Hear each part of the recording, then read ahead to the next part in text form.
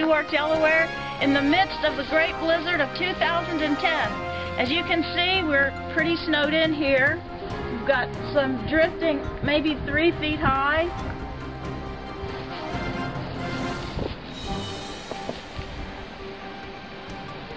Okay, back to and the snow is due to stop around 4 o'clock this evening, so we can't wait. I don't know how long it will take us to dig ourselves out of this, but I'm about to go feed the stray cats. Who knows where they are.